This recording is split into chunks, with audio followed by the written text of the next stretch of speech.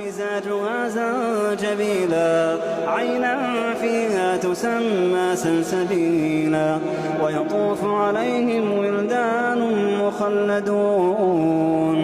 إذا رأيتهم حسبتهم لؤلؤا منثورا وإذا رأيت ثم رأيت نعيما وملكا كبيرا وإذا رأيت ثم رأيت نعيما وملكا كبيرا عاليهم ثياب سندس خضر واستبرق وحلوا أساور من فضة وسقاهم ربهم